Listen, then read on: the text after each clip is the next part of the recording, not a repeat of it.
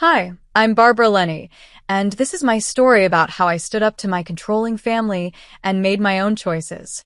It wasn't easy, but sometimes the hardest decisions give you the most freedom. I'm 25 years old and just a few weeks away from graduating from Las Vegas University with honors. On paper, I seem like the perfect daughter, smart, successful, and well-mannered. My family even calls me the golden child. Sounds great, right? But here's the truth. Trying to be perfect is exhausting. Barbara, stand up straight. A Lenny always stands tall. My grandmother, Jessica, scolds as soon as I step into the family mansion. No matter how quietly I try to sneak in, she always catches me. Sometimes, I think she has eyes in the back of her head. Yes, grandmother, I say, forcing a smile that feels fake. It's not that I don't love my family, I do. But grandmother Jessica is a force of nature. She walks like a queen and speaks like a general. Her words can cut right through a person's confidence. Barbara's posture is fine, mother. She's not going to a fancy ball. My dad, Charles, jokes, trying to lighten the mood. Charles, please, grandmother snaps without hesitation. I am only making sure our family's reputation stays strong. A Lenny never slouches. I glance at my mom, Helen. She gives me a small, reassuring nod, her way of saying, I've got your back. But standing up to grandmother Jessica? That's easier said than done. Later that night, I escape to my room and collapse onto my bed. My phone buzzes, and a smile spreads across my face. It's Paul, my secret boyfriend. You won't believe what my grandmother said today, I text, rolling my eyes. 15 minutes later, he replies, let me guess, something about the Lenny family reputation? I laugh. Bingo. I think she's trademarked that phrase. Paul texts back almost immediately. Well, my grandmother Julie had a few choice words about the Lennys today too. When will this feud ever end? Ah yes, the famous Lenny-Bowen family feud. It's like Romeo and Juliet, except with more designer handbags and fewer love poems. You see, Paul's grandmother, Julie Bowen, has been my grandmother Jessica's rival for as long as anyone can remember. Apparently, it all started decades ago over a silly argument about which family deserved more attention at a charity gala. Sounds ridiculous, right? But here we are, generations later, still stuck in their drama. Barbara, come down for dinner. My mom calls from downstairs. I sigh, quickly deleting my messages with Paul. If grandmother Jessica ever found out I was dating a Bowen, it would be a huge scandal. The dining room is as fancy as always, an old, polished mahogany table, crystal chandeliers that look like they belong in a palace, and the same heavy tension that always fills the air. Did you hear about Julie Bowen's latest charity event? Grandmother Jessica says, her voice full of disapproval, as if throwing money around makes up for her lack of class. Here we go again. My family's drama could be an entire season of a reality show. I eat quietly, letting their voices fade into background noise as I dream about a life far away from all this. For as long as I can remember, my path has been decided for me. I've been told what to wear, how to speak, where to go, and who to be seen with. Being a Lenny means having status, but it also feels like wearing invisible chains. But here's the thing. I'm not just a Lenny. I'm Barbara. I have my own dreams, my own goals, and yes, my own love.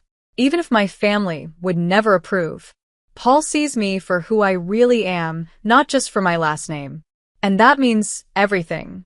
Over the next few days, I find myself at a crossroads. Graduation is so close. I can almost feel it. Graduation is so close. And with it comes a big decision. Do I follow the path my family expects? A life that looks perfect on the outside but feels like a cage? Or do I step away from it all and find my own way, even if it means letting down the people I love? For the first time, I feel brave enough to ask myself, what does Barbara Lenny want? It's a question that could change everything. This is my story, the story of how I stopped being the golden child and started being me. I bite my tongue, holding back the urge to defend Paul's family. Instead, I focus on my plate, pushing around the untouched kale salad in front of me. Barbara, Grandmother Jessica's sharp voice slices through the silence, her full attention now on me. Have you thought about which law firm you'll be interning at this summer? I spoke to Matthew Perry. He's more than happy to recommend you to his son's firm. My heart pounds, but I take a deep breath and gather every bit of courage I have. Actually, grandmother, I say, my voice shaky but firm, I've been thinking about taking a different path after graduation, maybe exploring nonprofit work. Silence. It feels like I just announced I'm running away to join the circus. Nonprofits? Grandmother's voice is dangerously low, thick with disapproval. Barbara, dear, Lenny's do not do nonprofit work. We lead. We succeed. We dominate. Her words hit me like bricks, meant to crush my confidence. I feel myself start to doubt. But then I think of Paul. I think of the life I want, a life where I choose who I am and what I do. Not one that was decided for me before I was even born. I look up and meet her gaze. I understand, grandmother, I say, my voice surprisingly steady. But I believe there are many ways to lead and succeed. I'd like the chance to find my own path. The room feels smaller, the tension thick enough to choke on. My parents exchange worried glances, caught between wanting to support me and fearing what will happen if they stand up to Grandmother Jessica. But for the first time, I don't back down. That night, I lie in bed, my mind racing. I know I'm caught between the life my family expects and the life I truly want. But for the first time, I feel ready to stand up for myself, no matter what happens. The next day, the restaurant is buzzing with life. The grand hall is filled with laughter and chatter, crystal glasses clinking as Las Vegas's elite gather to celebrate my graduation. Servers weave through the crowd, carrying trays of champagne. And me? I stand in the middle of it all, forcing a smile as yet another one of grandmother's friends congratulates me. Barbara, darling, come here for a moment. Grandmother Jessica calls, her voice effortlessly commanding attention. She waves me over to a group of well-dressed men in perfectly tailored suits. Excuse me, I say politely, stepping away. My heels click against the polished marble floor as I approach. Yes, grandmother? I ask, keeping my face neutral. Gentlemen, she begins, pride dripping from every word as she gestures toward me. This is my granddaughter, Barbara. She just graduated summa cum laude from Las Vegas University. One of the men nods, clearly impressed. Following in your grandmother's footsteps, I see. For a split second, I hesitate. Their expectations feel like a weight pressing down on me. I know what I'm supposed to say, that I'm honored, that I'll carry on the Lenny legacy. But instead, I take a deep breath and finally let the words I've been holding in spill out. Actually, I say, meeting their eyes with as much confidence as I can, I plan to follow my own path. I'm passionate about nonprofit work and making a real difference in people's lives. The air around us grows tense. The men exchange quick, polite smiles, unsure how to respond. Grandmother's face stays calm, but I see the flicker of frustration in her eyes. Well, that's unexpected, one of the men mutters, forcing a polite smile. Barbara has always been ambitious, grandmother says smoothly, her tone controlled but sharp. I know she's holding back. But for the first time, I don't feel small under her gaze. It's just a phase, grandmother says smoothly. It's not a phase, I reply, my voice quiet but firm. She doesn't argue. Instead, she gives me a long, unreadable look before turning back to the men. I know she'll have more to say later, but for now, I've done it. I've spoken up. As I stand there, surrounded by laughter, conversation, and the clinking of glasses, I feel something new, fear and freedom, mixing together like fire and ice. This won't be easy. Disappointing grandmother never is. But for the first time, I know I'm on the right path. My path. And I'm ready to see where it leads. Grandmother Jessica has always been a force of nature, both in our family and in the business world. I smile politely, the well-rehearsed smile of someone who knows their role. But inside, I'm screaming. This isn't me. This isn't what I want. I glance at grandmother's smug face, and something inside me snaps. For years, I let her shape my life, make my choices, and define who I was. Not anymore. Actually, I say, my voice steady even as my hands shake slightly at my sides, I have an announcement to make. The room falls into an uneasy silence. Grandmother's sharp eyes narrow. Barbara, what are you doing? She asks, her voice low and warning. But I'm already stepping away, toward the center of the room. My heels click against the marble floor, the sound loud, powerful. Across the crowd, I meet Paul's eyes. He stands near the far end of the room, his expression a mix of pride and encouragement. He gives me a small nod. And that's all I need. Everyone, I call out, my voice rising above the hum of conversation. May I have your attention, please? Slowly, the room quiets. All eyes turn to me. My heart pounds so hard it might burst, but I take a deep breath and stand tall. Thank you all for coming to celebrate my graduation, I say, forcing a small smile.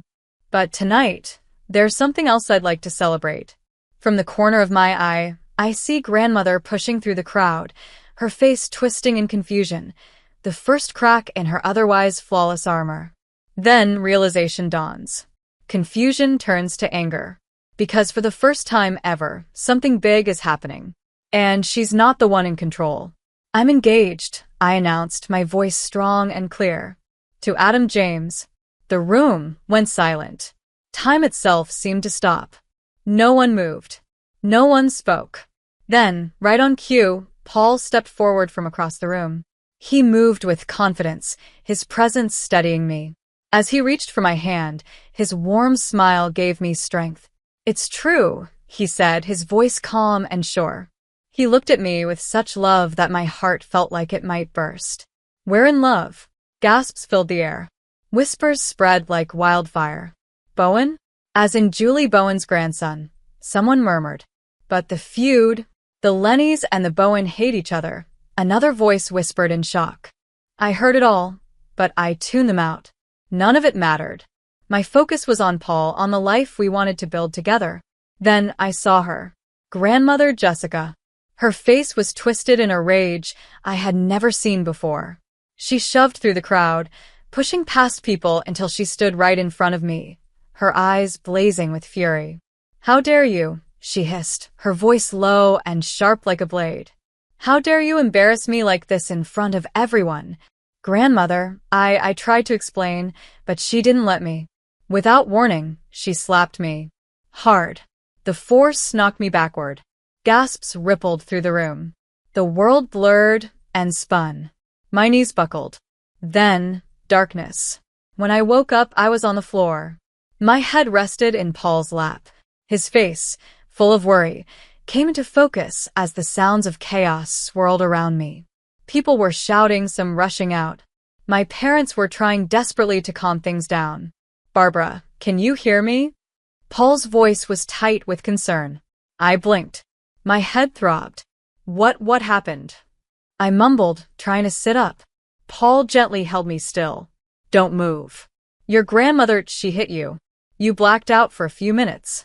We're taking you to the hospital. I nodded weakly, my mind struggling to process what had just happened. Then my father appeared beside me, his face pale with worry. Together, he and Paul helped me to my feet. My cheek burned, and I winced at the pain. But I stood tall. The room was still a mess. Whispers, judgmental glances, and shocked faces everywhere. But as Paul wrapped his arm around me and led me toward the door, I felt something I hadn't felt in a long time. Freedom. I knew this moment would change everything, for me, for Paul, and for my family. But for the first time in my life, I was ready. Because this time, I wasn't standing as a Lenny. I wasn't standing as my grandmother's perfect little puppet. I was standing as Barbara. And I would never look back. Out of the corner of my eye, I saw my grandmother standing off to the side. Her face was blank, cold, and distant. No anger. No sadness. Just nothing. That silence cut deeper than any words she could have said. Mother, how could you? My father's voice shook with fury as he confronted her. She's your granddaughter. Grandmother Jessica barely reacted. She gave a small, dismissive smile. She made her choice, she said coolly. Then, with a voice sharp as a knife, she added, "She's no granddaughter of mine." Those words hit harder than the slap that had sent me to the ground. As Paul helped me toward the waiting ambulance, a single thought echoed in my mind. Was this the price of standing up for myself? And if it was I ready to pay it? When I woke up, everything felt hazy. The smell of disinfectant filled my nose, and the soft beeping of machines echoed around me. My head throbbed, and for a moment, I didn't remember why I was here. Then, like a flood, it all rushed back. The party. The announcement. Grandmother's rage. "Barbara, you're awake." Paul's voice pulled me from my daze. He sat beside me, dark circles under his eyes, as if he hadn't slept in days. Relief filled his face. "What happened?" I croaked, my throat dry and scratchy. "You've been out for a day," my mom said softly as she stepped into the room. Her face was pale, worry written in every line. "The doctor said you have a mild concussion. You're lucky it wasn't worse." I tried to sit up, wincing at the pounding in my skull. Has grandmother been here?" The silence that followed was my answer. My dad's voice was tight with anger. "She's been busy trying to control the story. It's all over the news," Paul added, his jaw clenched. Then he handed me his phone. I scrolled through the headlines. Las Vegas socialite assaults granddaughter at graduation party. Lenny family feud erupts in violence. Engagement announcement leads to hospital visit. "Oh God," I whispered, my stomach twisting as reality sank in. "That's not all," Paul said, his voice calm but tight with anger. "Your grandmother tried to bribe me to leave you. She offered me a ridiculous amount of money to walk away and disappear from your life." I stared at him, shocked. "She also threatened to cut you off financially if you didn't come to your senses," my mom added bitterly, shaking her head. In that moment, something inside me snapped.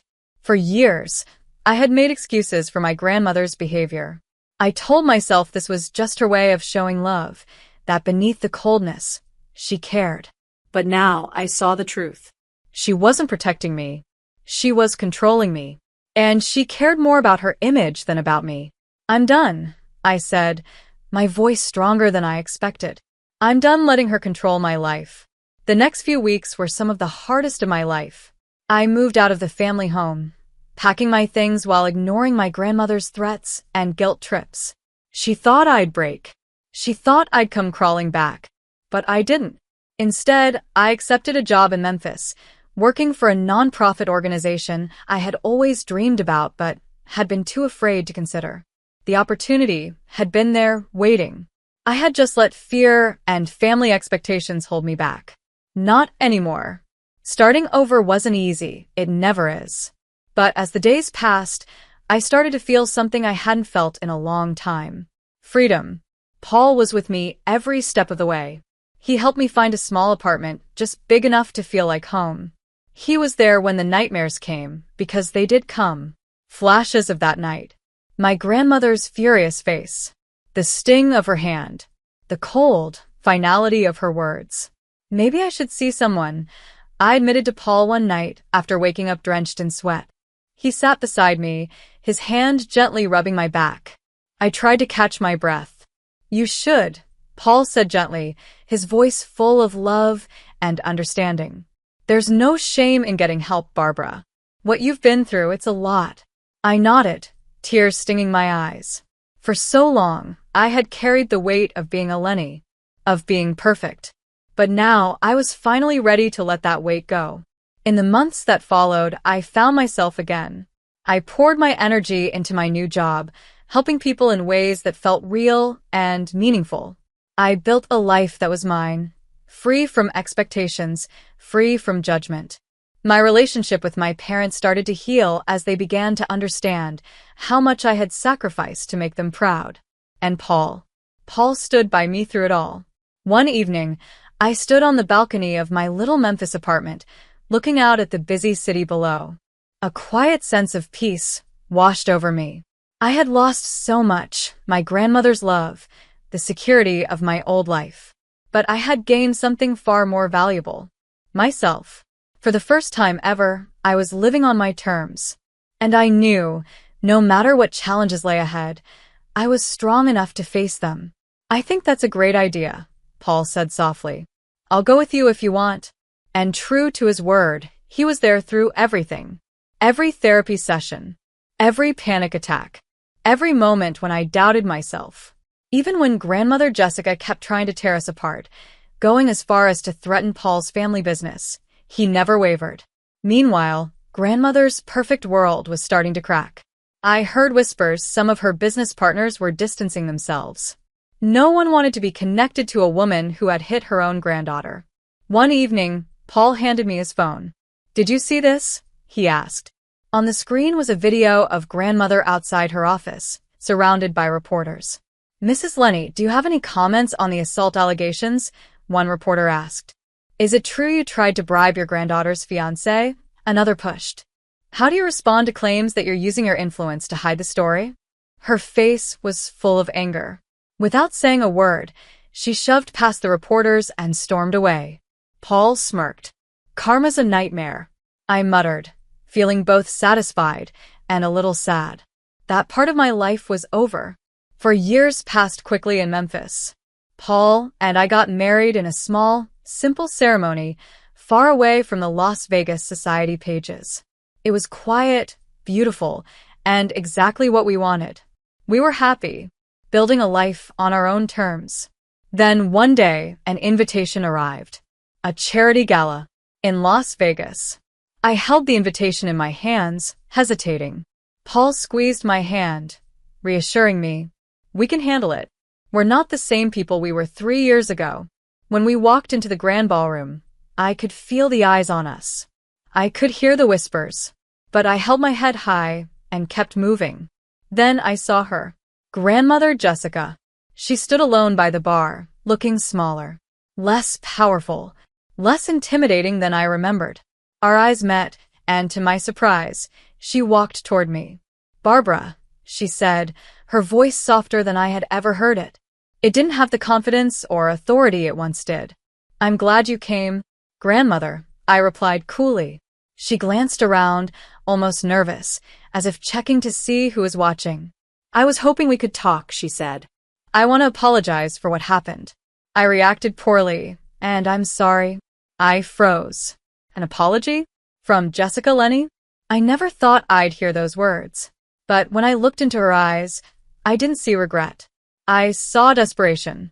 "I appreciate the sentiment," I said calmly, "but I'm afraid it's too little. Too late." Her face fell. "But we're family," she said quickly, almost pleading. "Surely we can move past this." I shook my head. My voice was steady. "Some actions are unforgivable, grandmother. That night, you showed me exactly who you are. And I believe you." Her shoulders slumped. For the first time ever, she looked defeated. As we stood there, I realized just how far she had fallen. Her company had lost major contracts. Former employees had filed lawsuits, accusing her of years of mistreatment. Her social circle, the very people she once ruled over, had abandoned her. Many had even sided with Julie Bowen, her lifelong rival. Jessica Lenny, once untouchable, was now alone. I turned to leave. Paul took my hand, and we walked away together. I felt lighter than I had in years. And in that moment I realized something. I wasn't angry anymore. I wasn't sad either. I was free. And for me, that was enough. "I've lost everything," grandmother said, her voice shaking slightly. But underneath, I could still hear the anger. "And for what?" she continued. "Because you couldn't just follow the plan I had for you?" There it was. The mask slipped, and the same old Jessica Lenny showed herself again. I met her gaze, my voice calm and steady. "No, grandmother," I said. "You lost everything because of your own actions. Your cruelty, your need to control everyone, your refusal to see people as anything more than pawns in your game." I took a step closer. "Those were your choices. And now, you're facing the consequences." She stared at me, speechless. For once, she had nothing to say. I took a deep breath and continued. "I've moved on," I told her firmly. "I'm happy. I'm successful. and I'm surrounded by people who truly care about me. I met her cold, empty stare one last time. I don't need you, and I don't need your approval anymore. And with that, I turned and walked away. I didn't look back. Jessica Lenny was left standing there alone, a shadow of the powerful woman she once was. A relic of a world that no longer existed. What do you think? Is there a point where family toxicity becomes unforgivable? At what moment in this story would you have walked away from Jessica? Or do you believe everyone deserves another chance? Share your thoughts in the comments below. Your perspective could help others facing similar situations.